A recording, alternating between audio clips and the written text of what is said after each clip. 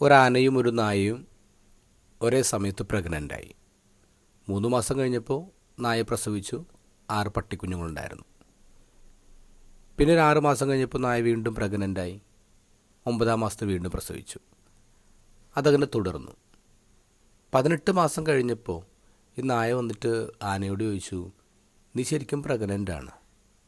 എൻ്റെ 3 പ്രസവം കഴിഞ്ഞു, എന്നിട്ട് നീ ഇതുവരെ പ്രസവിച്ചിട്ടില്ല, എന്താ സംഭവം? അപ്പോൾ ആന പറഞ്ഞു, നീ ഒരു കാര്യം മനസ്സിലാക്കണം, ഞാൻ ക്യാരി ചെയ്യുന്നതൊരു പട്ടിക്കുഞ്ഞിനെ അല്ല, ഞാൻ ക്യാരി ചെയ്യുന്നതൊരു ആനയാണ്. ഇപ്പം ഞാൻ 18 മാസത്തിലൊരിക്കലേ പ്രസവിക്കത്തുള്ളൂ.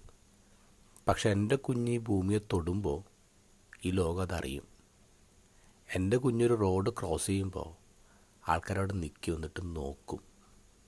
Because what I carry is something powerful and majestic. വലിയ കാര്യങ്ങൾ സംഭവിക്കാനേ കുറച്ചധികം സമയം വേണ്ടി വരും. ചിലപ്പോൾ കുറച്ചധികം പെയിൻ കൊടുക്കേണ്ടി വരും. ചിലപ്പോഴൊക്കെ നമ്മൾ വിചാരിക്കും നമുക്ക് വൈകിയാണ് ദൈവം ഓരോ കാര്യങ്ങൾ തരുന്നത്. നമുക്ക് ചുറ്റുമുള്ളവർക്ക് ദൈവം പെട്ടെന്ന് കൊടുക്കുന്നുണ്ട്.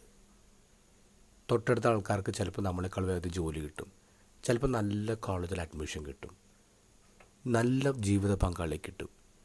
അത് കണ്ടിട്ട് നിങ്ങൾ സങ്കടപ്പെടേണ്ട, അസൂയപ്പെടേണ്ട. നിങ്ങളുടെ സമയം വരുന്നേ ഉള്ളൂ.